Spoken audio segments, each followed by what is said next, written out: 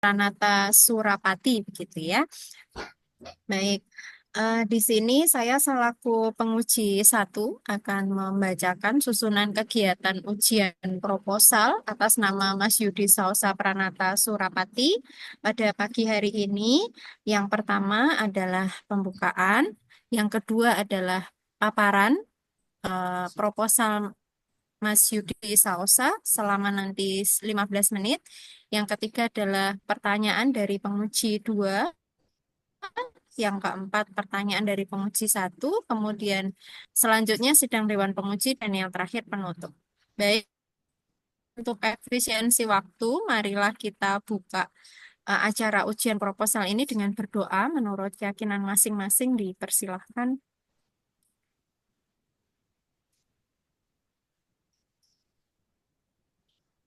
Amin.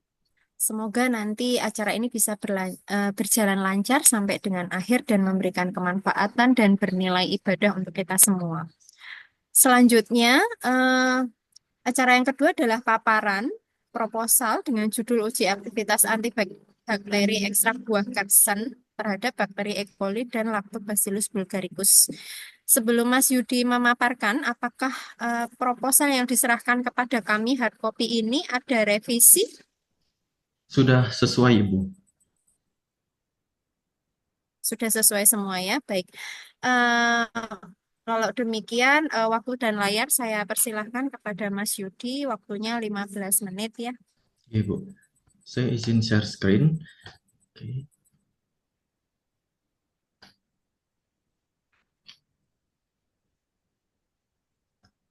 Oke. Apa sudah terlihat, Ibu?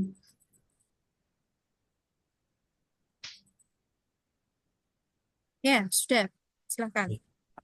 Selamat pagi, salam sejahtera untuk kita semua. Yang saya hormati Ibu Puspita Mardikasari, SGZM Biotek Dietitian, selaku dosen pembimbing dan penguji satu. Yang saya hormati Ibu Desti Arvira Puspaningtyas, SGZ MPH Dietitian, selaku dosen penguji 2.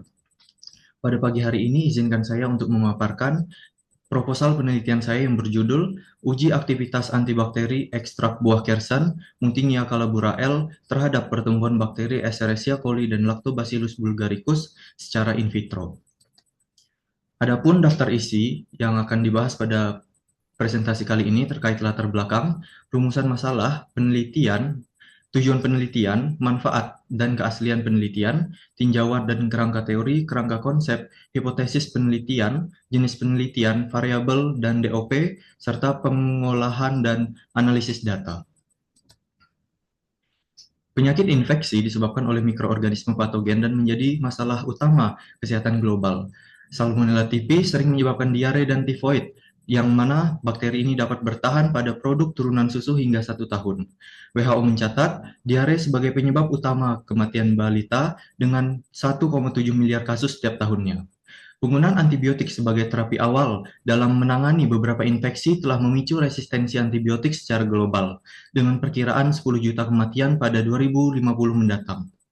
Kondisi ini terjadi akibat penggunaan antibiotik yang panjang, tidak rasional, dan tidak memenuhi saran medis. Sehingga dituntut adanya pengendalian penggunaan antibiotik yang bijak dengan menggunakan bahan alam terlebih dahulu atau menjadikannya sebagai terapi komplementer. Indonesia memiliki 30.000 spesies tanaman herbal obat, tetapi hanya 300 yang dimanfaatkan, di mana Kersen sendiri diketahui kaya akan flavonoid, tanin, dan juga polifenol yang memiliki potensi sebagai antibakteri alami.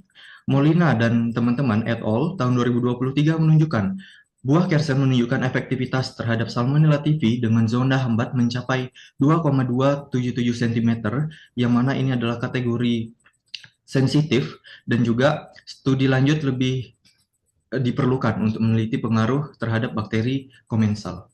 Rumusan masalah dan juga tujuan pada penelitian kali ini yaitu apakah ada pengaruh aktivitas antibakteri ekstrak buah Kersen terhadap bakteri komensal saluran cerna, dalam hal ini Escherichia coli dan Lactobacillus bulgaricus secara in vitro, dengan tujuan umum untuk mengetahui aktivitas bakteri ekstrak buah Kersen terhadap E. coli dan Lactobacillus bulgaricus, dengan tujuan khusus untuk mengetahui pada kadar konsentrasi berapa ekstrak buah Kersen dapat memberikan aktivitas antibakteri terhadap pertumbuhan bakteri Escherichia coli dan pada bakteri Lactobacillus bulgaricus.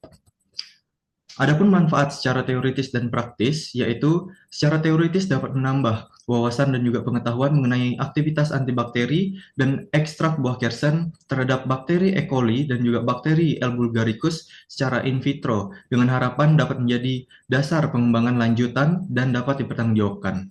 Sedangkan secara praktis dapat memberikan informasi kepada akademisi dan juga masyarakat mengenai potensi buah kersen sebagai antibakteri alami dan untuk mempercepat proses penyembuhan masalah infeksi saluran cerna.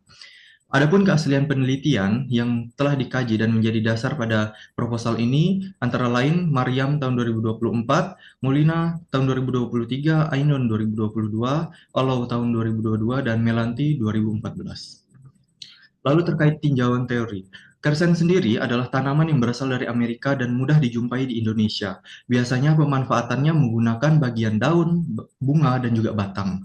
Buah kersen diketahui sudah digunakan sebagai pengobatan alami secara turun-temurun, contohnya di NTT untuk demam tifoid, Ternate untuk diare dan juga diabetes. Dari uji fitokimia yang dilakukan, diketahui buah ini mengandung senyawa metabolik sekunder, antara lain seperti flavonoid, tanin, saponin, triterpen, dan juga polifenol, yang mana senyawa ini memiliki aktivitas antibakteri, antiinflamasi, dan juga antioksidan. Silviani telah melakukan pengujian juga dan mengetahui dan mendapatkan bahwa ekstrak dari buah kersen mengandung asam fenolik, antosianin, dan juga flavonoid. Selain itu, Nur tahun 2022 juga mengkaji dan menemukan ekstrak buah kersen mengandung flavonoid, fenolik, saponin, tanin, dan juga terpenoin. Di lain sisi, Arum dan Mongolon melakukan kajian dan mengetahui bahwa senyawa di atas memiliki aktivitas antibakteri. Di lain sisi juga, Rustanti melakukan kajian dan mendapatkan bahwa setiap zat-zat yang terkandung memiliki mekanisme yang berbeda tiap jenisnya, yang mana buah kersen kemudian memiliki aktivitas antibakteri, menyebabkan bakteri lisis, dan ditandai dengan adanya pembentukan zona hambat. Adapun kerangka teori dari penelitian ini, yaitu ekstrak buah kersen mengandung flavonoid, tanin, dan juga saponin yang adalah senyawa metabolik sekunder yang ketiganya memiliki mekanisme tertentu dalam melakukan destruksi pada bakteri, yaitu flavonoid dapat mendestruksi DNA, tanin merusak dinding sel, saponin merusak membran sel, di mana ketiga kondisi yang tidak ideal ini kemudian menyebabkan pertumbuhan bakteri terhambat. Bakteri yang terhambat ini kemudian dikaji antara bakteri gram negatif dan juga gram positif, yang mana dilihat dari teori perbandingan struktur dari bakteri itu sendiri, di mana bakteri gram negatif memiliki struktur yang tinggi akan lipid seperti lipoprotein, lipopolisakarida yang tebalnya 10 sampai 15 nanometer. Di lain sisi, bakteri Lactobacillus sebagai bakteri gram positif memiliki struktur dinding sel peptidoglikan yang tebal, mengandung asam teikoat yang bersifat polar dengan tebal 25-30 nanometer, yang mana keduanya kemudian dicek untuk zona hambat pertumbuhan bakterinya. Adapun kerangka konsep, buah kersen diambil ekstraknya, ekstrak buah kersen yang mengandung flavonoid, tanin, dan juga saponin, yang mana kemudian akan diuji untuk melihat aktivitas antibakterinya terhadap Escherichia coli dan Lactobacillus bulgaricus. Dengan variabel bebasnya adalah ekstrak buah kersen dan variabel terikatnya adalah aktivitas antibakteri terhadap E. coli dan Lactobacillus bulgaricus. Adapun hipotesis penelitian, yaitu ekstrak buah kersen menghambat pertumbuhan bakteri Escherichia coli dan ekstrak buah kersen tidak menghambat pertumbuhan bakteri asam laktat Lactobacillus bulgaricus. Adapun jenis penelitian, penelitian ini merupakan penelitian observasional laboratoris, yaitu uji aktivitas antibakteri ekstrak buah kersen secara in vitro terhadap bakteri E. coli dan Lactobacillus bulgaricus dengan metode difusi cakram dengan rancangan acak lengkap menggunakan post-test only control group design dengan 2 perlakuan, 2 kontrol, dan 3 pengulangan. Terdapat konsentrasi ekstrak dari ekstrak 50% yang setengahnya dilarutkan pada aquades dan konsentrasi 100% atau murni tanpa dilarutkan. Lalu ada antibiotik amoksisilin sebagai kontrol positif dan aquades sebagai kontrol negatifnya. Penelitian ini akan dilaksanakan dari bulan Maret hingga April 2025 yang berlokasi di Laboratorium Biomedis Kampus 1 Universitas Respati Yogyakarta. Lalu ini adalah rancangan pemulangan. Lalu variabel dan DOP, definisi operasional penelitian. Adapun variabel extract Kersen adalah skala ukurnya nominal, aktivitas antibakteri E. coli, skala ukurnya rasio, dan aktivitas antibakteri Lactobacillus bulgaricus, skala ukurnya rasio. Instrumen dan alat bahan. Adapun alat yang dibutuhkan sebagai berikut, ada timbangan analitik, spatula, oven, Erlenmeyer, bejana maserasi, aluminium foil, dan sebagainya. Sedangkan untuk bahan, bahan yang digunakan pada penelitian ini adalah ekstrak buah kersen itu sendiri, etanol 70%, 95%, aqueous steril, nutrien agar, MRS agar, McFarland, kultur bakteri E. coli yang didapat dari Pusat Studi Pangan dan Gizi Universitas Gajah Mada, dan kultur bakteri Lactobacillus bulgaricus dari Laboratorium Kesehatan dan Kalibrasi Daerah, dan antibiotik amoksisilin. Pengolahan dan analisis data. Adapun jalannya penelitian dimulai dari persiapan alat dan bahan, pembuatan media agar, persiapan kultur koloni, proses inokulasi bakteri secara spread, inkubasi bakteri, proses pengamatan aktivitas antibakteri, melakukan analisis data, dan penyusunan hasil dan pembahasan. Pengolahan yang didasarkan pada hasil pengamatan zona hambat diukur pada kedua perlakuan, di mana data yang dianalisis dengan diuji terlebih dahulu normalitas data menggunakan Shapiro-Wilk jika pemulangan di bawah 50 sampel, dan Kolmogorov-Smirnov jika lebih dari 50 sampel. Jika data berdistribusi normal, maka saya akan menggunakan uji independent test, sedangkan jika tidak berdistribusi normal, maka saya akan menggunakan uji statistik Mann-Whitney U-test, yang mana akan membandingkan dua sampel independen untuk melihat perbandingan signifikan antara kedua kelompok bakteri. Mungkin sekian presentasi proposal penelitian saya. Terima kasih.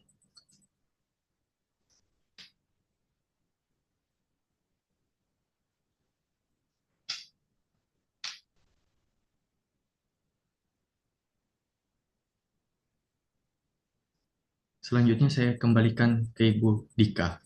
Baik, terima kasih Mas Yudi atas baik. Terima kasih Mas Yudi presentasi yang menarik ya. Namun demikian, karena ini ujian, kita akan mengonfirmasi beberapa hal sekaligus menanyakan dan juga sekaligus memberikan masukan untuk perbaikan proposal Mas Yudi ke depannya. Baik, selanjutnya cara yang ketiga yaitu pertanyaan dari penguji 2, Bu Desti Elvira Puspaningtyas, SGZ MPH Dietitian. Waktu dan layar kami persilahkan. Terima kasih Bu Dika atas waktu yang diberikan. Mohon izin mendahului ya Bu Dika. Selamat sebelumnya ya Yudi ya sudah masuk ke tahapan yang pertama gitu untuk ke tugas akhirnya. Tapi tentunya ada beberapa hal yang ingin saya konfirmasi. Topiknya menarik gitu. Karena mengangkat salah satu pangan ya dibilang pangan lokal ya termasuk lokal ya gitu. Karena uh, ada di beberapa tempat juga yang ada di Indonesia gitu ya. Tapi ada beberapa hal yang ingin saya konfirmasi, Yudi, dari judul yang Yudi tuliskan di sini. Uji aktivitas antibakteri, kayak ekstrak buah kersen terhadap pertumbuhan bakteri E. coli dan Lactobacillus bulgaricus nih. Apa sih definisi dari antibakteri itu sendiri, Yudi? Oh, baik, saya izin menjawab. Terima kasih pertanyaan Ibu Desti Elvira Pusmaningtyas, SGZ MPH Dietitian. Saya izin menjawab. Jadi antibakteri adalah Maka Bu senyawa. Desti aja. Oh iya. Baik, baik, antibakteri adalah suatu senyawa yang memiliki kemampuan untuk melakukan ataupun menghambat serta membunuh bakteri yang mana dapat melalui mekanisme-mekanisme tertentu. Antibakteri ini biasanya digunakan untuk kondisi-kondisi seperti kondisi infeksi pada individu yang mengalami infeksi seperti itu, Ibu.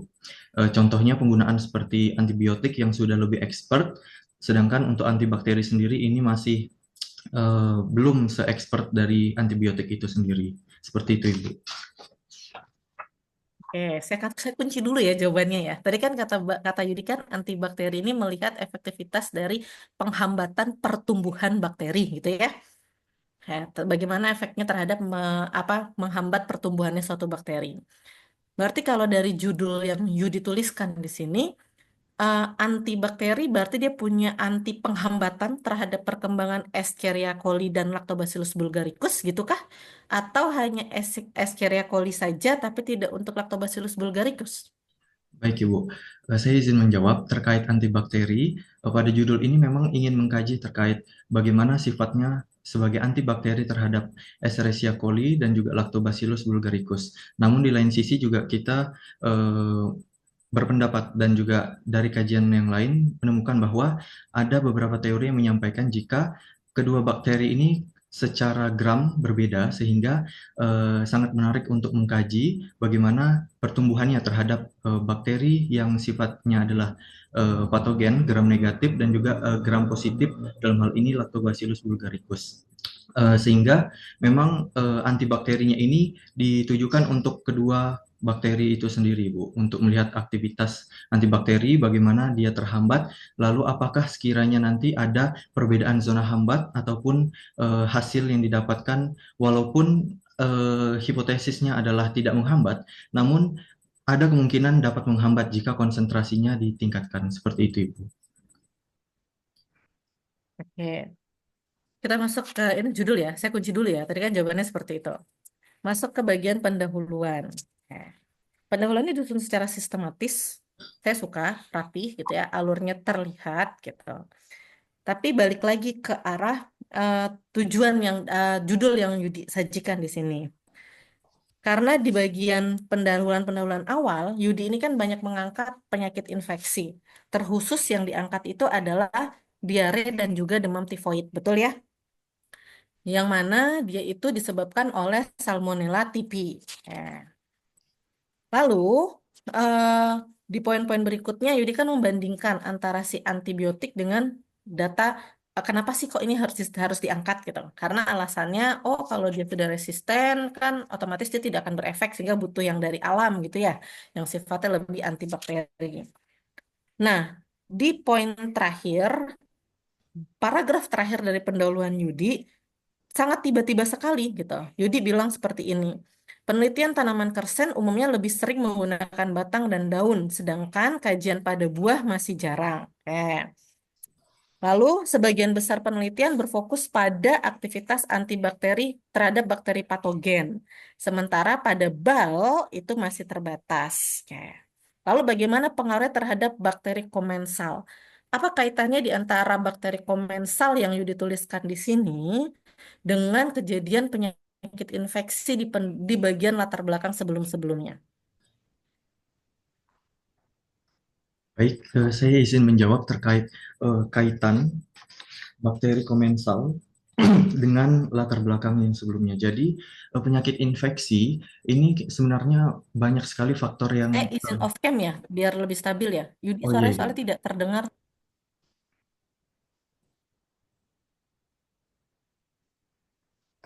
Eh, apakah terdengar Ibu?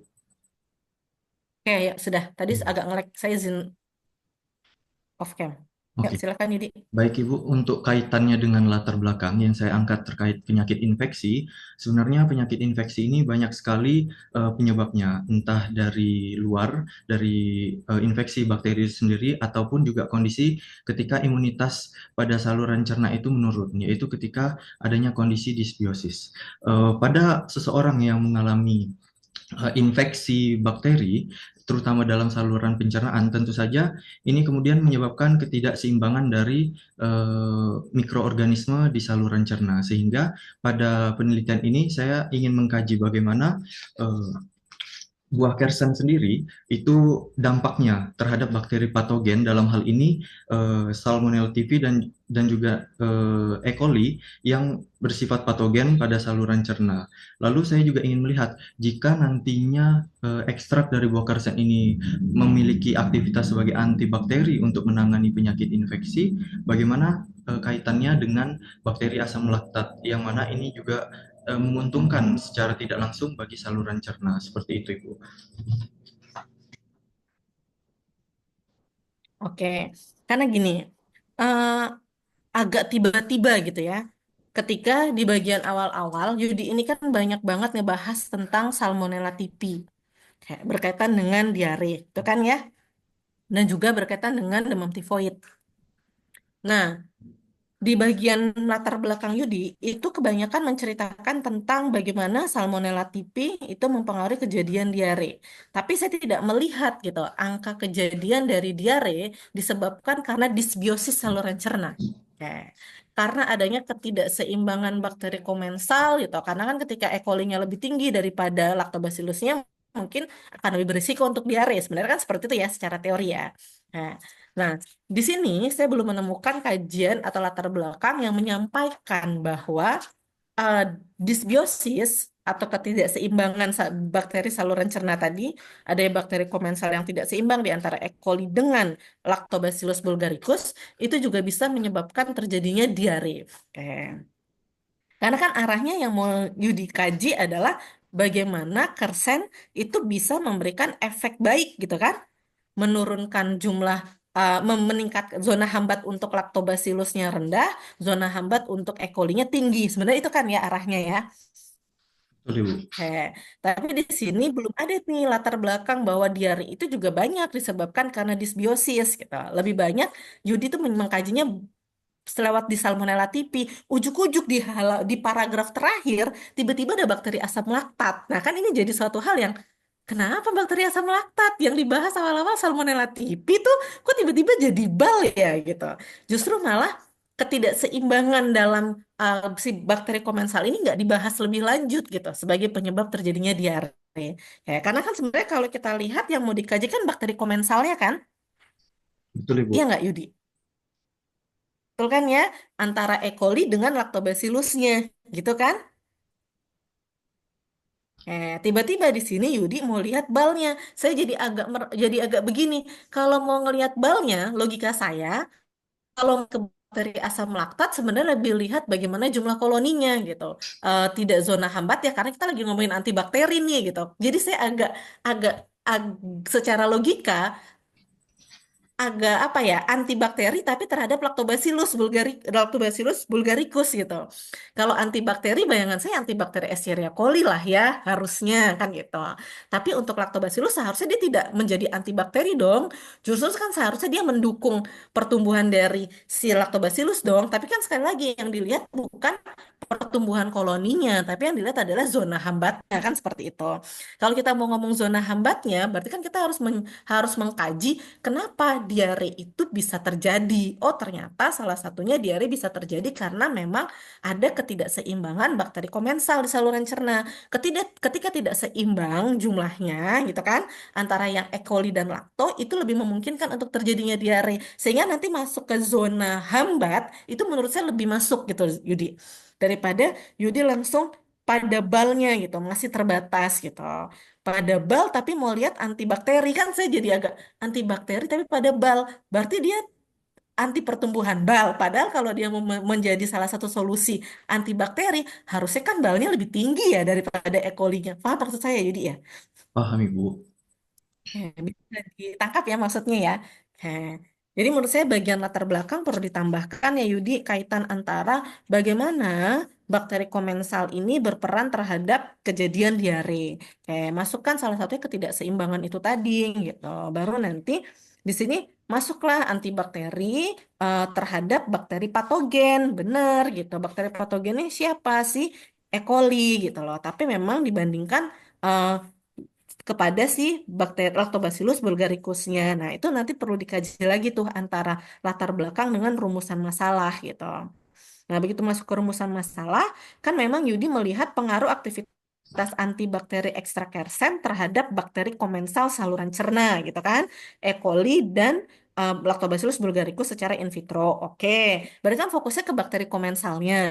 Nah, menurut saya sih lebih difokuskan ke sana gitu. Jadi tidak langsung terlihat antibakteri E. coli, antibakteri eh, ke Lactobacillus bulgaricus gitu. Karena itu tadi agak bertolak belakang secara bahasa ya, antibakteri terhadap pertumbuhan bakteri Lactobacillus bulgaricus. Berarti pemahaman saya dengan definisi yang tadi, definisi eh, teoritis yang Yudi sampaikan tadi, antibakteri adalah kemampuan dia untuk menghambat pertumbuhan bakteri, gitu kan?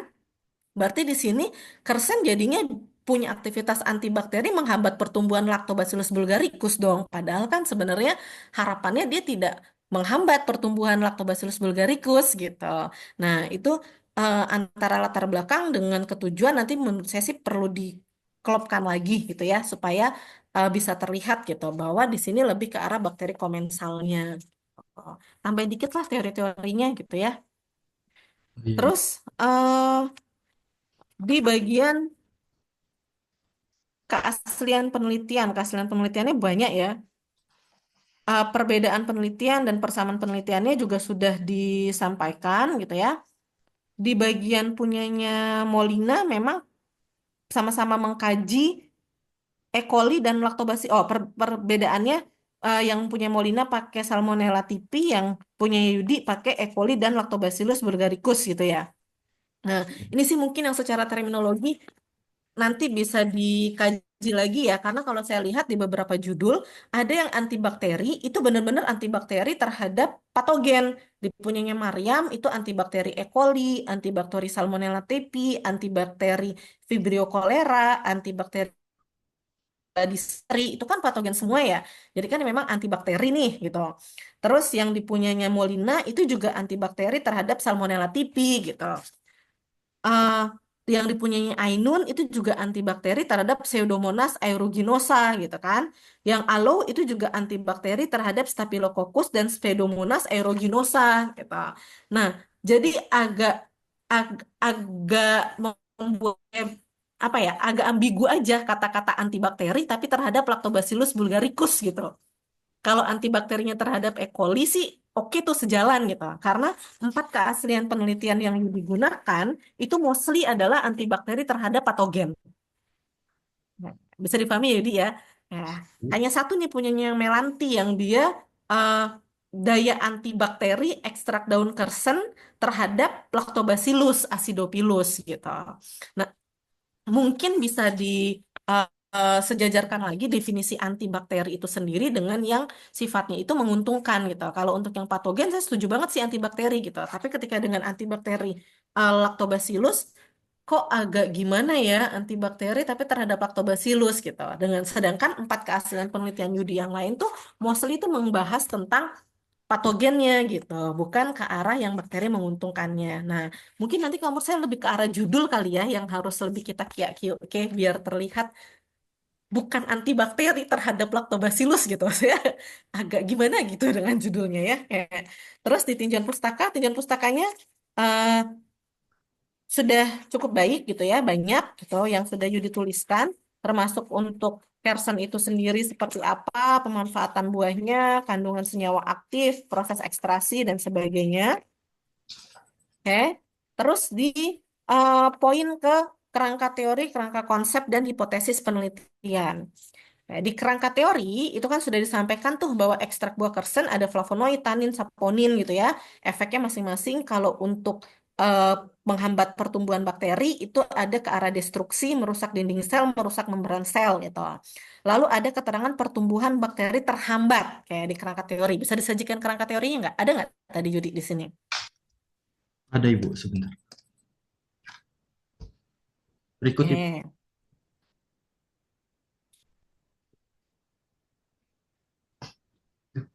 kerangka teori, oh nggak ada ya kerangka teori? Ada Ibu. Nah, itu kan pertumbuhan bakteri terhambat ya. Keterangannya pertumbuhan bakteri terhambat.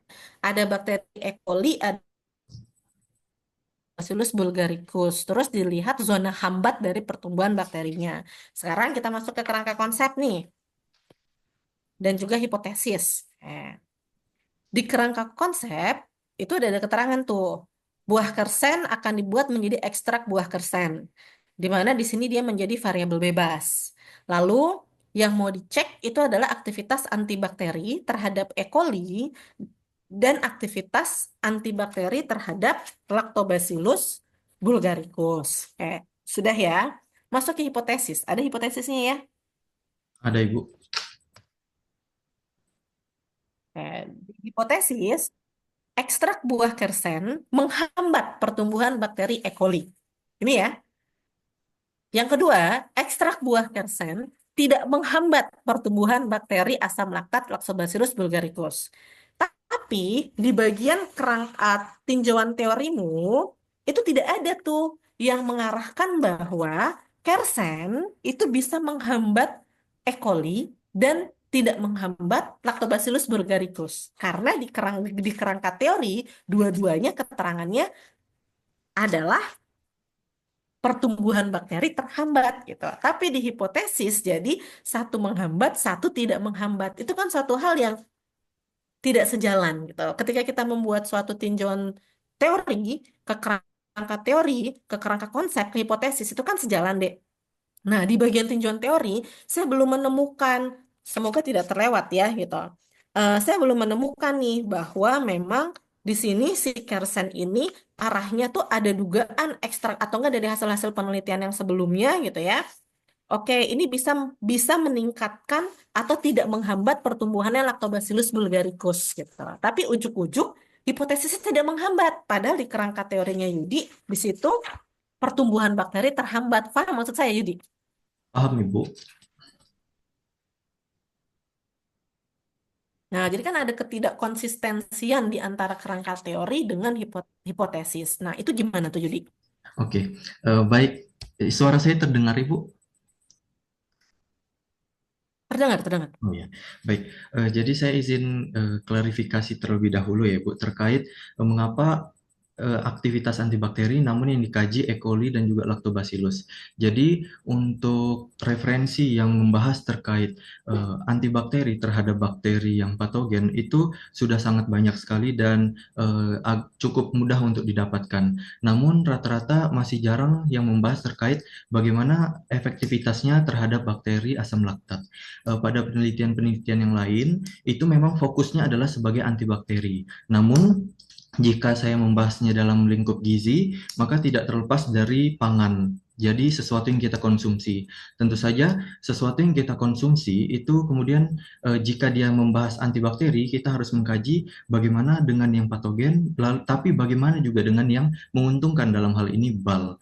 Nah, yang sedikit kurangnya adalah penelitian terkait bakteri asam laktat yang eh, penelitian yang mengkaji terkait aktivitas antibakteri terhadap bakteri asam laktat itu cukup jarang karena rata-rata tidak membahas bagaimana jika itu dikonsumsi seperti itu, Ibu. Jadi hanya melihat daya aktivitas antibakterinya saja.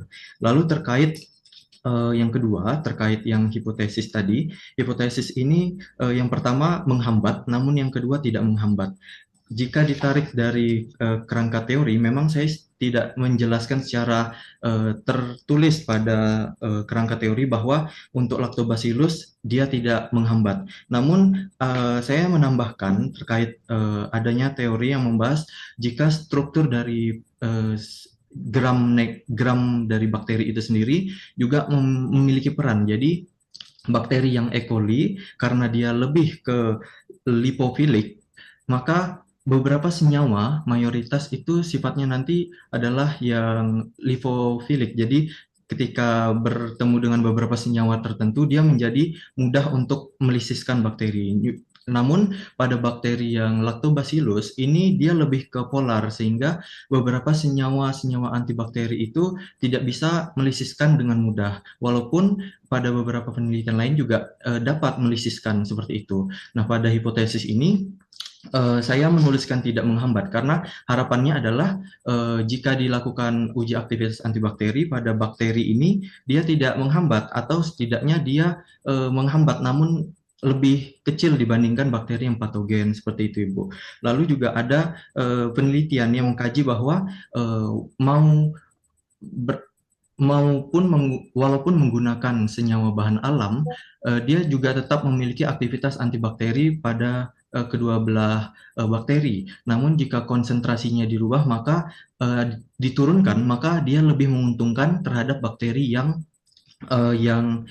bakteri asam laktat seperti itu, Ibu. Jadi saya itu ingin mengkaji dari hipotesis ini untuk melihat bagaimana kira-kira penghambatannya terhadap bakteri asam laktat karena memang masih sangat jarang penelitian yang membahas bakteri asam laktat terutama jika bersinggungan dengan pangan seperti itu, Ibu. Oke. Nah, tadi ya berkaitan dengan struktur bakterinya, mungkin bisa disampaikan juga dalam tinjauan teorinya. Karena kan prinsipnya gini ya, kalau saya lihat dari bakteri Kersen ini kalau saya tidak salah tangkap dari yang kamu tulis ya. Karena kasus resistensi antibiotik itu terjadi sudah banyak sekali gitu. Karena kalau kita berbicara antibiotik, sebenarnya antibiotik itu dia tidak hanya melumpuhkan bakteri patogen saja gitu, tapi dia bisa melumpuhkan bakteri baik juga. Makanya tidak banyak, tidak tidak sedikit kasus-kasus ketika dia menggunakan antibiotik itu terjadi kondisi diare. Sebenarnya kan seperti itu ya. Kenapa? Karena selain dia melumpuhkan bakteri patogen, ternyata ada kasus gitu ya dia itu juga bisa melumpuhkan bakteri baiknya sehingga ketidakseimbangan saluran cerna gitu ya bakteri saluran cerna di antara yang patogen dengan yang non patogen itu menjadi terganggu. Akhirnya terjadilah diare. Nah, arahnya sebenarnya kenapa kok diambil Kersen? Kalau saya yang melihatnya, karena harapannya tuh aktivitas antibakterinya itu lebih optimal untuk ke arah E. coli, sehingga penghambatan untuk lactobacillusnya lebih rendah dibandingkan penghambatan untuk E. coli, sehingga dia bisa menjadi solusi terhadap kasus-kasus resistensi antibiotik. Arahnya sebenarnya ke sana bukan? Yang pertama iya Ibu, lalu yang kedua untuk bakteri asam laktatnya.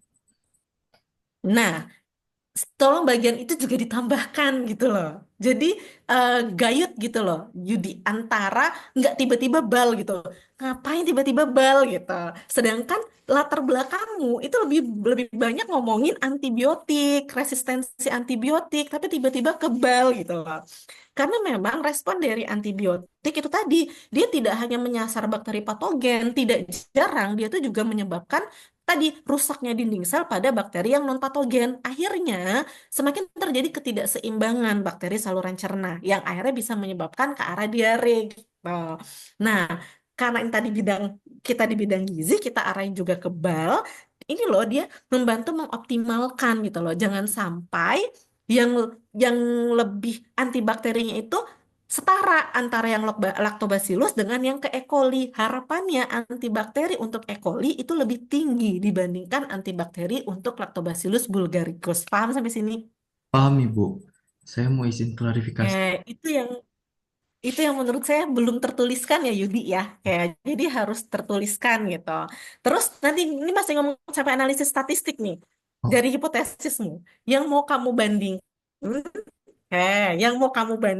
yang mau kamu analisis statistik, itu di E. coli dianalisis statistik zona hambat per masing-masing pemberian, di Lactobacillus dianalisis, atau membandingkan juga antara E. coli dan Lactobacillusnya. pada penelitian ini itu lebih berfokus pada bakteri E. coli-nya dibandingkan dengan yang bakteri asam laktat. Jadi ingin melihat bagaimana perbandingannya apakah signifikan dari ekstrak ini terhadap kedua bakteri itu seperti itu, Bu. Jadi dua kelompok yang berbeda yang Oke. dibandingkan. Oke, berarti kalau kayak gitu hipotesismu sudah tepat belum? Kalau kamu mau membandingkan antara E. coli dengan Lactobacillus bulgaricus. Kemungkinan kurang, Ibu, karena tidak ditambahkan dibandingkan terhadap bakteri asam laktat. Jadi maunya hipotesismu yang mana? Karena kalau hipotesismu seperti ini, analisis statistik yang kamu sebutkan di belakang itu nggak bisa. Hmm. Karena kelompokmu jadi banyak. Kelompokmu ada apa? Kersen dengan yang P1 dan P2, betul nggak? Kamu punya kontrol positif amoksisilin. Kamu punya kontrol negatif Aquades. Ketika saya membaca hipotesismu, bayangan saya itu ada 4 kelompok di masing-masing bakteri yang mau kamu bandingkan. Paham maksudnya? Paham, Ibu? Kayak coli analisis sendiri, lactobacillus analisis sendiri, karena kamu punya 2 hipotesis. Tapi kalau tadi kamu bilang, Bu, saya cuma membandingkan di antara di antara E. coli dengan lacto. Ya, kamu bandingin Kersen di E. coli dengan lacto. Benar, itu ada 2 kelompok gitu yang kamu bandingkan. Di P1 bagaimana, di P2 bagaimana. Nah, kamu mau yang mana? Hipotesis yang masing-masing kelompok ini, karena ini bisa masing-masing kelompok bisa di antaranya kamu bandingkan. Nah, kamu yang mana? Pernah buat, pernah coba buat dummy tabelnya? Dummy tabelnya belum, Ibu. Atau pernah coba buat rancangan penelitiannya? Ini kan kamu bisa nulis ya. Coba kalau buat tabel rancangan penelitiannya, coba dibuatkan di sini. Kira-kira tabel rancangan penelitianmu gimana? Pakai tabel. Tadi sepertinya Mas Yudi ada gambar yang ulangan-ulangan satu tadi ya. Coba bisa ditunjukkan. Itu rancangannya atau bukan ya? Saya agak ketinggalan tadi. Iya, Ibu, rencana Ini kan 2 perlakuan, 2 kontrol, 3 pengulangan ya. Mhm. 2 perlakuan, 2 kontrol, Mm-mm. lalu 3 ulangan. Oke, Mm-mm. 2 perlakuan. Di E. coli ada 2 perlakuan. Iya, Ibu, dua untuk yang Jawab Yudi. iya, Ibu, yang konsentrasi 50 dan 100-nya, Ibu. Oke, ada 2 kontrol. Iya, Ibu, ada 2 kontrol, antibiotik dan juga Aquades. Oke, berarti kan kalau dilihat sebenarnya ini ada 4 ya. Konsentrasi 50%, konsentrasi 100%, kontrol positif, kontrol negatif. Betul kan? Iya, Ibu. Ada 3 ulangan, berarti ada 12 data kan? Mm. Mm-mm. Zona hambatnya ada 12 kan? Iya, Ibu. Ada 12 data toh? Konsentrasi 50% ada 3 data zona hambat, 100% ada 3 data, amoksisilin ada 3 data, aquades ada 3 data, betul? Betul. Itu di E. coli saja. Itu di E. coli saja, betul? Betul. Di lakto kamu juga ngecek. Itu di lakto saja, betul kan ya? Mm-mm. Pertanyaan saya, yang mau kamu bandingkan itu apa? Konsentrasi yang berbeda 50-100 dengan kontrol positif kontrol negatifnya pada E. coli, konsentrasi yang berbeda 50-100 kontrol positif kontrol negatif pada Lactobacillus, atau di konsentrasi 50% E. coli dibandingkan dengan Lactobacillus, di konsentrasi 100% dibandingkan dengan Lactobacillus, mau yang mana? Yang terakhir, Ibu, yang konsentrasi 50 E. coli, 50 Bulgaricus, 100 E. coli, 100 Bulgaricus. Terus gunanya kontrol positif, kontrol negatif nggak ngopo? Untuk eh, untuk menjamin, Ibu, kalau memang kalau Menjamin antibiotik apa? sama. Gimana, gimana? Paham nggak maksud arah pertanyaan saya? Paham, Kan Ibu. nanti analisis statistik berbeda. Karena kalau kamu ngecek E. coli satu-satu, ngecek lakto satu-satu, kan itu ada 4 kelompok berarti. Betul nggak? Mm-mm. Nah, konsentrasi 50%, konsentrasi 100%, kontrol positif, kontrol negatif pada E. coli. Konsentrasi 50%, konsentrasi 100%, kontrol positif, kontrol negatif pada Lactobacillus. Betul? Iya, Ibu. Analisis statistiknya pasti ANOVA dong. Kalau ANOVA tidak memenuhi, Kruskal-Wallis dong. Kan gitu. Tapi kalau mau pakai konsentrasi 50%, ya cuma bisa ngebandingin 50 banding 50. Karena data 50 dan 100 secara analisis statistik sepemahaman saya tidak bisa dijadikan satu, deh. Karena itu kelompok yang berbeda. Kamu nggak bisa jadiin satu data konsentrasi 50% dengan data 100%. Kamu bandingkan di E. coli dan kamu bandingkan di lakto. Nggak bisa. Karena itu 2 kelompok yang berbeda. Nah, kamu mau hipotesis yang mana? Pertanyaan saya jadinya. E. coli dibandingkan lakto atau mau melihat efektivitasnya pada E. coli iya pada lakto iya. Kalau dari hipotesismu, itu kamu melihat di E. coli sendiri, di lakto sendiri. Masalah nanti kamu bandingkan E. coli dengan lakto nggak apa-apa, itu analisis tambahan gitu loh. Tapi jangan hilangkan dia gitu. Yang gunanya kontrol positif, kontrol negatif ngopo. Nek kamu tuh cuma mau ngecek konsentrasi 50 di E. coli dibandingin lakto, 100 dibandingin lakto. Njuk kontrol positif, mbak kontrol negatifnya ki nggo ngopo, ngono loh. Kan kamu bisa bilang dia jadi antibakteri ketika dia punya pembanding toh. Siapa pembandingnya? Ya kontrol positif lah. Iya, Ya Ibu. antibiotik lah kan gitu. Iya enggak?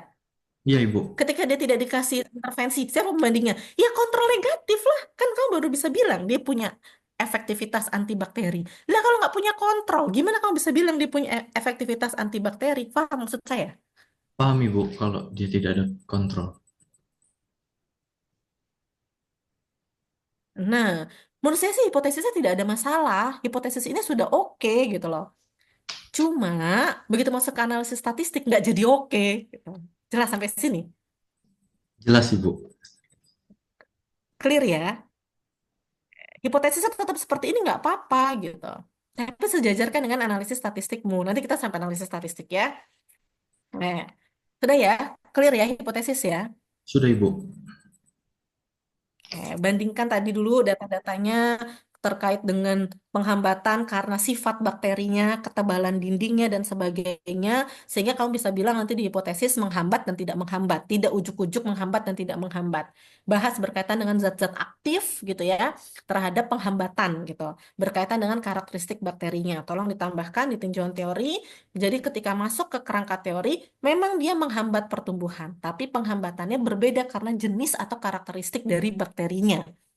Eh, Sehingga ketika masuk ke hipotesis, kamu bilang dia menghambat dan tidak menghambat, itu relate antara tinjauan teori, kerangka konsep dengan hipotesismu. Dan latar belakangnya tadi di depan. Jelas ya Yudi ya? Jelas, Ibu. Oke, lalu masuk ke bab 3, jenis penelitian. Kita masuk ke jenis penelitian. Kalau menurut saya sih menarik dan lebih jelas ketika ada tabel rancangan penelitian ya. Eh, Kamu sudah bilang sih dengan dua perlakuan, konsentrasi 50% dan konsentrasi 100%, ada kontrol positif dan kontrol negatif, ada 3 pengulangan. Nah, tolong dikasih tabel rancangan penelitian. Itu akan lebih memudahkan kamu untuk nanti ngebahas dan pembaca tahu, oh analisis statistik yang akan dipakai ini, gitu ya. Jadi di bagian jenis penelitian menurut saya ditambahkan saja untuk tabel rancangannya. Kita masuk ke tempat dan waktu pengambilan data. Penelitian ini telah dilaksanakan dari bulan Maret sampai April 2025. Kaget saya bacanya, Yudi. Akan dilaksanakan, Ibu, maksudnya. Wah, kan. Belum kan ya Yudi ya? Walaupun statusnya Yudi sudah ngelihat resistensi bakteri gitu loh, Bu Budika. Status WA-nya dia begitu. Oh ini namanya resistensi katanya. Dia katanya sakit sampai sakit karena nyoba di rumah mengembangbiakan bakteri, Bu. Oh, oh katanya. Coli ya Yudi ya? Jangan coba-coba ya. Kalau mengembangbiakan di lab aja, jangan di rumah. Di kosannya dia udah punya alat-alat loh sampai pakai antibiotik biar tahu ini loh yang namanya resisten bah. Wah Allah, ya ya ya ya. Daripada dia diare duluan sebelum penelitian kan ya. Duh. Makanya. Eh, Nih ya Yudi, jadi tolong ditambahkan tabel rancangannya biar jelas. Terus tempat dan waktunya tolong dituliskan akan. Kita masuk ke definisi operasional. Oke, variabelnya adalah ekstrak kersen. Sediaan yang diperoleh dari tanaman buah kersen yang termasuk dalam kingdom Plantae, divisi Spermatophyta, subdivisi Angiosperma, kelas Dicotyledonata, bangsa Malvaceae, genus Monel, dan data gitu ya. Ini kan saja definisi operasional apa definisi teoritis sih, Yudi? Teoritis, Ibu. Ada klarifikasinya, Ibu. Oh, ada klarifikasinya. Di mana tadi? Ya. Ada klarifikasinya tadi. Jadi terkait yang pertama ya, Bu, yang Klarifikasinya gimana? klarifikasi Hah? klarifikasi terkait yang awal tadi, Bu, yang pembahasan terkait bakteri asam laktat, lalu disbiosis dan lain sebagainya, lalu tiba-tiba ucuk-ucuk ke hipotesis penelitian, sebenarnya itu sudah ada, Ibu, cuman karena maaf Ibu ya, jawaban saya kurang ilmiah, tapi eh, ada penyempitan halaman sampai 5 batasnya, jadi saya menghapuskan dia kemarin, Ibu, seperti itu. Lalu terkait Hapuskan. yang Aku pusing. lalu terkait yang Iya, lanjut lanjut. Yudi. terkait yang genus-genus tadi itu saya taruh di definisi operasional karena sebelumnya di pembahasan melebihi, jadi saya masukkan ke belakang, Ibu. Ini, Yudi harus paham ya. Definisi operasional dengan definisi teoritis. Ketika kita bercerita definisi teoritis, itu adalah berdasarkan teori, gitu. Tapi kalau bercerita tentang definisi operasional, itu yang akan dilakukan gitu ya, atau bagaimana sih teknisnya gitu, lebih ke arah teknisnya. Gambaran nanti teknisnya itu akan seperti apa.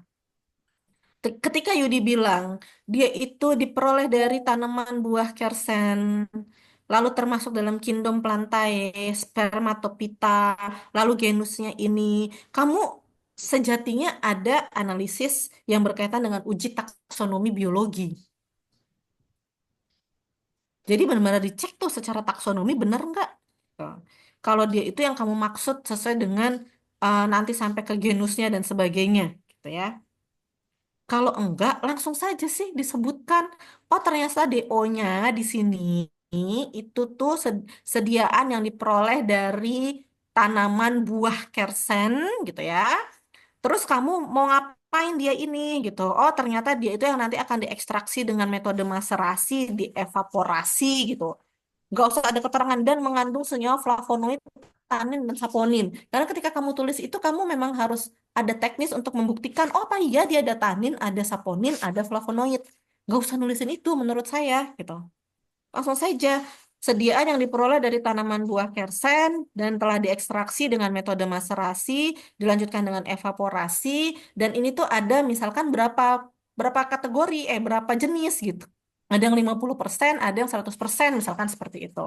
Nah, jadi operasionalnya apa di situ? Bukan begini, kalau begini jadi teoritis nanti, gitu ya. Karena tiba-tiba kamu ada gini, alat ukur, uji fitofarmaka pada senyawa metabolit sekunder. Apa iya kamu tuh akan melakukan uji fitofarmaka gitu? Kan enggak. Gitu ya. Parameternya, keberadaan flavonoid, tanin, sapotonin melalui reaksi warna dan presipitasi. Bayangan saya tadi ketika, wih keren banget loh ada keberadaan flavonoid, tanin, saponin. Oh dia mau ada reaksi warna dan presipitasi nih, mau dicek dulu nih beneran ada atau enggak. Ternyata kan enggak ada pengujian itu. Iya kan? Kan Iya. hanya dugaan dari literatur bahwa dia punya flavonoid, tanin, dan juga saponin. Gitu kan? Jadi bisa disesuaikan dengan yang akan Yudi lakukan ya secara eh, apa namanya teknis nanti di lapangan seperti apa gitu ya. Aktivitas antibakteri E. coli, aktivitas antibakteri Lactobacillus bulgaricus. Nah, ini yang saya bilang tadi. Karena pada akhirnya kamu punya aktivitas antibakterinya ada E. coli dan ada bulgaricus. Jadi kalau kamu mau membandingkan E. coli dengan bulgaricus, sesuai dengan analisis statistikmu itu nggak pas. Kalau seandainya kamu membandingkan, harusnya tidak ada definisi operasional aktivitas antibakteri E. coli dan aktivitas antibakteri lakto. Karena kamu membandingkan gitu. Tapi kan di sini kamu ngecek satu-satu. Jadi harusnya kamu ngecek berdasarkan konsentrasi 50%, 100%, kontrol positif, kontrol negatif. Jelas? Jelas sih, Bu. Jangan sia-siakan tuh data kontrol positif cuma untuk pembuktian. Ya dibuktikannya juga secara statistik. Bagaimana cara membuktikannya? Bukan cuma lihat kasat mata hitungan zona hambatnya saja, bukan. Gitu ya, Yudi ya. Oke, berarti kalau kita masuk ke pengolahan dan analisis datanya, berarti nanti akan menggunakan uji apa, Yudi? Jika dia dalam kelompok yang sama ya, Bu. Ya sesuai dengan hipotesismu dan sesuai dengan definisi operasionalmu. Karena DO-nya ini harusnya ada keterangan kemampuan satu senyawa atau ekstrak untuk menghambat pertumbuhan atau menumbuhkan bakteri E. coli gitu ya. Nah, ini kan cuma yang secara taksonomi. Ini kan balik lagi ya, ini definisi teoritis ya, kemampuan satu senyawa. Harusnya ketika aktivitas antibakteri ya bukan kemampuan satu senyawa, ketika kemampuan suatu senyawa atau ekstrak gitu kan, itu udah jelas ekstraknya. Harusnya aktivitas antibakteri itu adalah zona hamba terhadap bakteri apa tuh Escherichia coli bla bla bla bla gitu. Kan yang mau kamu lihat zona hambatnya toh. Data ini nanti kamu terjemahkan dalam bentuk apa? Zona hambat bukan? Yang kamu hitung di belakang rumusnya dalam bentuk L. Iya enggak? Iya, Ibu, zona hambat. Zona hambat kan? Berarti kan harusnya aktivitas antibakteri itu secara definisi operasional itu adalah zona hambatnya. Iya enggak sih? Kalau Betul. kamu kemampuan satu senyawa atau ekstrak untuk menghambat pertumbuhan atau membunuh bakteri, ya ini jadi kemampuan suatu senyawa atau ekstrak point of view-nya jadi suatu senyawa atau ekstrak gitu. Hmm, Bukan si zona hambatnya. Padahal kan yang dibandingkan dalam penelitian ini adalah zona hambat. Zona hambat itulah yang menggambarkan aktivitas antibakterinya. Gitu nggak sih? iya, Ibu. Jadi bedakan definisi operasional dengan definisi teoritis ya Yudi. Yang Yudi tuliskan menurut saya sih masih definisi teoritis, belum ke definisi operasional. Oke. Jadi tolong dikaji lagi. Nah, terus balik lagi tadi ke pertanyaan analisis. Jadi analisis statistiknya bagaimana, Dek? Jika mengkaji hanya mengikuti hipotesis tadi, kemungkinan menggunakan yang one way ANOVA, Ibu.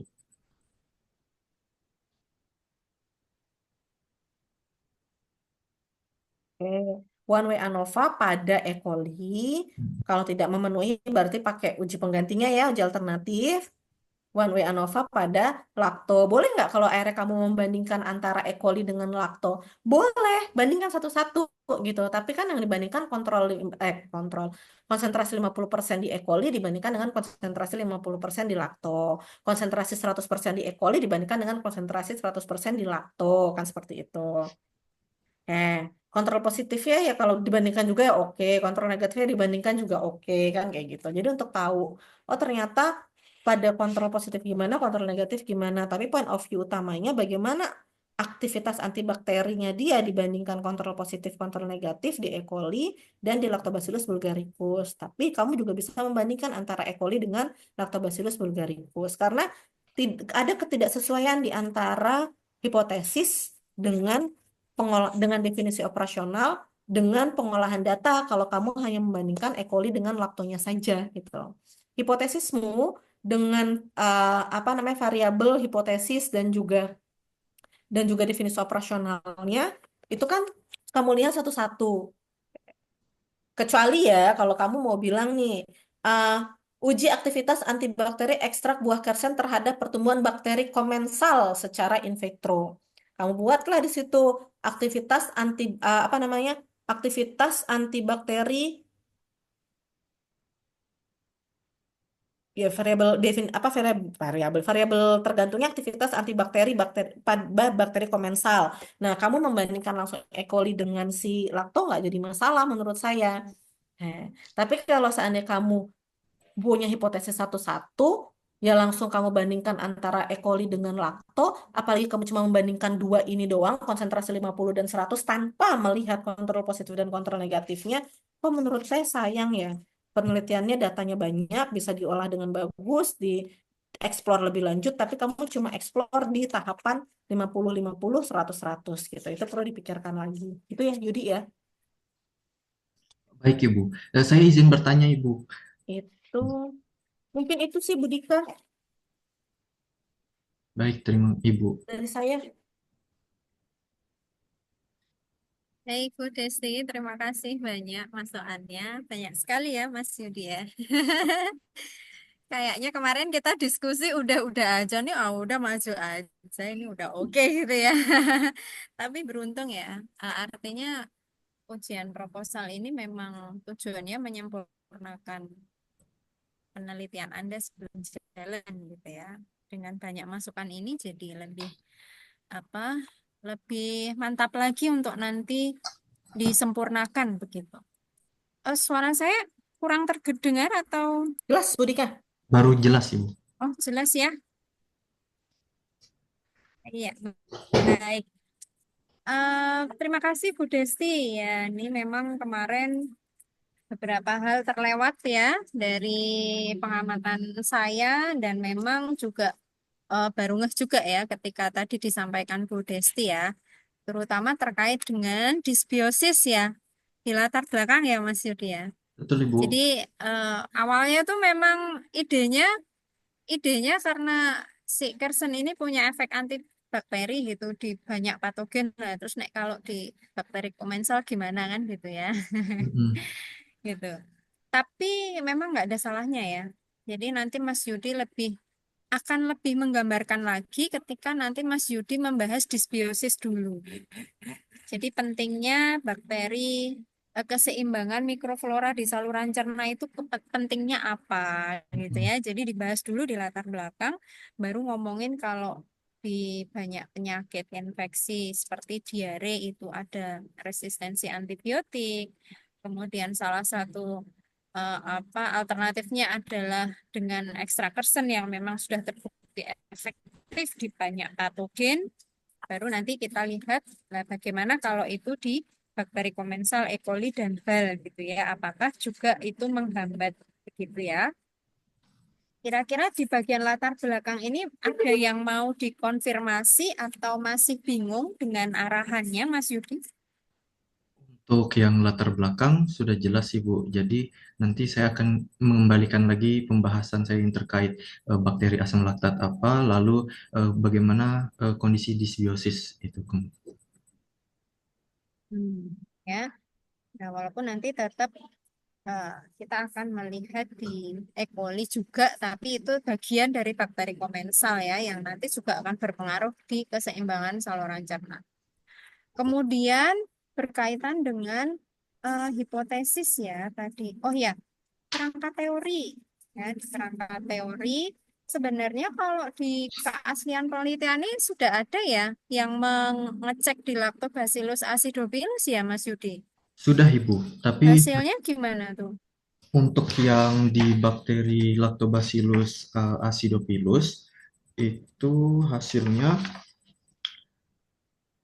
dia memiliki daya antibakteri Ibu kepada bakteri asam laktat Ibu. Namun walaupun Oke, berarti memiliki izin Ibu, namun walaupun Mhm, dia memiliki mhm, mhm. aktivitas antibakteri, tapi ketika ekstraknya itu dicairkan, dibuat dari konsentrasi 50, lalu dibandingkan juga dengan yang 100, ternyata di ekstrak yang 50% itu malah mendukung pertumbuhan dia menjadi simbiotik gitu Ibu, lebih memperkaya koloninya. Sedangkan pada konsentrasi yang terlalu tinggi, dia malah menyebabkan pertumbuhannya itu jadi konstan, tidak ada pertumbuhan dan malah menurunkan bakteri asam laktatnya, Ibu. Oh, ya itu malah menarik ya Iya, sebenarnya Bu. kalau kamu cantumkan di kerangka teori itu menarik Mas Yudi ya. Yang itu belum sempat kita bahas kemarin ya. Ya, Ya. jadi ternyata iya, sehingga nanti di kerangka teori kita akan sedikit mengubah susunannya ya. Nah, susunannya nanti coba ditunjukkan tuh kerangka teorinya. Oh iya, kerangka teori. Berikut, Ibu.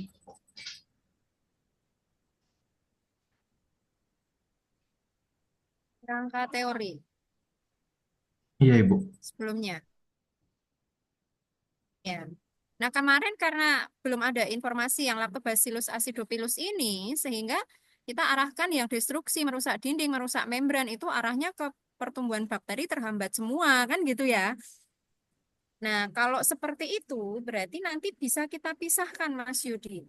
Dari destruksi, merusak dinding, merusak membran, itu Anda panahnya itu tidak langsung ke pertumbuhan bakteri terhambat, tapi Anda panahkan ke bakteri gram positif dan bakteri gram negatif. Yang di bakteri gram negatif nanti efeknya tanda panah berikutnya adalah bakteri terhambat. Karena berdasarkan penelitian yang ada, mayoritas patogen itu menghambat, kan gitu ya. Nanti yang ke arah bakteri gram positif nanti ada penjelasan lebih lanjut, menghambat dan tidak menghambat, gitu ya. Menghambatnya itu dipengaruhi konsentrasi dan tidak menghambatnya karena memang hasil penelitian itu ya ada yang tidak menghambat gitu, malah mendukung gitu kan, Betul. sehingga kita nanti ke hipotesisnya coba kita lihat hipotesisnya jadi nyambung gitu ya. Ketika Mas Yudi membuat Oh dua iya. hipotesis yang ini jadi nyambung gitu ya. Oke. Jadi sebenarnya sudah bagus ya Mas Yudi sudah sampai ke sini. Sampai di tahap ini tuh saya apresiasi bagus sekali dan memang kamu mau belajar deh. Tapi belajar itu juga kita butuh belajar dengan yang lebih ahli kan gitu ya. Jadi dengan ujian ini jadi lebih sempurna. Baik. Kemudian ini adalah kesalahan yang sering kali terjadi itu dalam membuat rumusan masalah, hipotesis, lalu nanti analisis data ya. Seringkali kita ada pengaruh gitu ya, tapi kita lupa ya, nanti analisis datanya itu akan ngelihatnya itu pengaruh atau perbedaan gitu ya. Nah, sehingga nanti di hipotesis nanti bisa kita perbaiki ya Mas Yudi. Untuk yang pertama mungkin kita bisa langsung buat nih apakah ada perbedaan daya hambat ya dari ekstrak buah kersen terhadap bakteri E. coli. Artinya nanti akan melihat ada nggak perbedaan di 50 di 100 gitu ya. Sehingga sampai ke analisis datanya nanti ada benang merahnya gitu ya. Tapi sampai sini bisa dipahami ya Mas Yudi. Bisa dipahami, Ibu. Nanti jadi sorry saya balik lagi ke depan jadinya adalah kerumusan masalah. Nah, kerumusan masalahnya ini kan apakah ada pengaruh aktivitas? Nah, nanti kita langsung aja ke sana. Apakah terdapat perbedaan daya hambat atau perbedaan daya antibakteri ekstrak buah kersen terhadap bakteri E. coli? Dan yang kedua, apakah ada perbedaan eh, daya antibakteri ekstrak kersen terhadap Lactobacillus bulgaricus di variasi konsentrasi, gitu ya. Seperti itu. Saya rasa itu nggih, kalau untuk analisis datanya nanti menyesuaikan. Mas Yudi sudah belajar kemarin Bu untuk ANOVA itu seperti apa, TITES itu apa, sudah saya uji kemarin, sudah tahu Oh, perbedaannya. Cuman kami atau kita itu nggak ngeh ya dengan tadi karena rancangannya tidak kita gambarkan ya. Jadi seolah-olah bayangannya itu cuman 50 dan 100 ya. Hmm, Akhirnya kemarin ngelihatnya jadi independen sampel dites ya. Padahal awalnya juga ANOVA gitu ya. iya. Ya, jadi nah tapi jadi paham ya Mas Yudi dengan ini. Yang terakhir terkait dengan judul, ya nah, memang membuat ambigu ya. Mungkin kalau saya saya sarankan biar nggak seolah-olah ini melihat efektivitas si Kersen terhadap Lactobacillus, mungkin lebih kita buat dengan bahasa efek kali ya, efek mm-mm. antibakteri gitu ya, efek antibakteri ekstrak buah Kersen terhadap langsung aja terhadap E. coli dan Lactobacillus gitu ya, nggak usah pakai pertumbuhan bakteri gitu, nggak usah ya. Iya, Jadi karena kan mungkin nggak nanti di mengkaji pertumbuhan juga ya, Budika. Betul, karena cuman efek antibakteri. Jadi sebenarnya kalau uji aktivitas antibakteri itu di bakteri patogen oke, bahasanya Iya. cocok. Tapi kalau di bakteri lakto mungkin lebih ke efek ya. Efek. Jadi apakah ini berefek atau enggak kan gitu ya? Iya, jadi mungkin efek antibakteri ekstrak buah Kersen terhadap E. coli dan Lactobacillus secara in vitro. Udah gitu aja. Jadi nanti supaya nggak ambigu untuk arahnya ke efek apa antibakteri, efektivitas antibakteri ke lakto kan enggak kan ya, cuman mau melihat efek aja. Begitu gimana Bu Desti? Efek Iya, saya antibakteri setuju. gitu ya? Heeh. Soalnya kalau apa uji aktivitas antibakteri itu loh Bu lakto, kok dia malah Heeh. gimana ya? Iya, seolah-olah mengarahkan untuk laktone dihambat gitu ya. Oh, Padahal kan enggak ya. Mm-mm. Padahal kan enggak.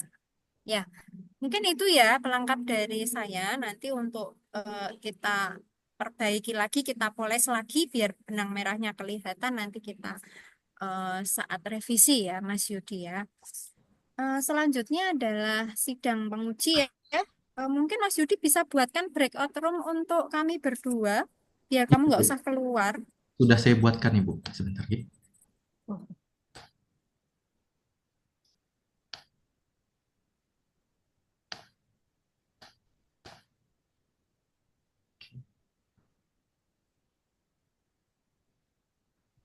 Saya coba ya, Bu. Eh,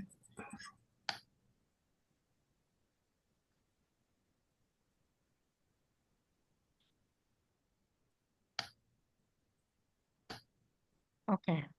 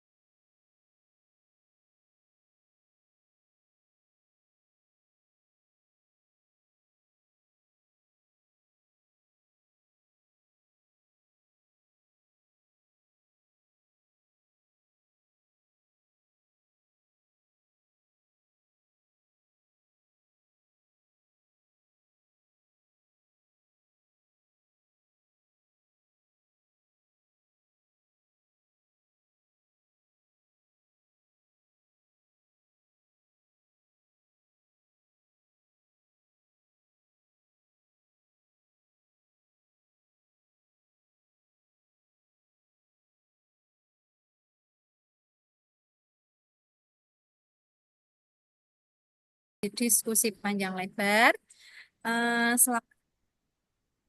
Mas Yudi sudah sampai ke tahap ini, saya akan bacakan berita acara ujian proposalnya pada hari ini, hari Selasa, tanggal 25 Februari 2025. Program Studi Gizi Program Sarjana telah menyelenggarakan ujian seminar proposal atas nama Yudi Sausa Pranata Surapati, dan berdasarkan pengkajian penilaian sidang Dewan Penguji, maka proposal ini dinyatakan lolos ya dengan syarat merevisi selama 7 hari. Dan juga terjadi pergantian judul seperti yang sudah kami sarankan tadi. Dan demikian berita acara ini disusun, dan Mas Yudi sudah tanda tangan di sini. Bu Desti juga sudah tanda tangan. Nanti selanjutnya nilainya akan diinformasikan setelah revisi ya. Seperti itu. Begitu Mas Yudi, bisa diterima ya. Bisa, Ibu. Baik, Alhamdulillah rangkaian acara seminar ujian proposal ini sudah terlaksana dengan lancar ya. Semoga nanti penelitiannya lancar dan bisa segera lulus ya dengan nilai yang memuaskan. Eh, Baik, di akhir acara ini marilah kita tutup dengan berdoa menurut keyakinan masing-masing. Dipersilahkan.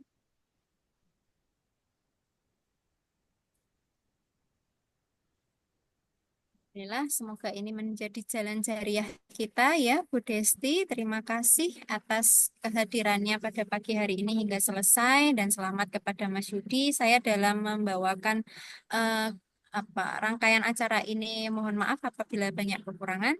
Saya cukupkan. Wassalamualaikum warahmatullahi wabarakatuh.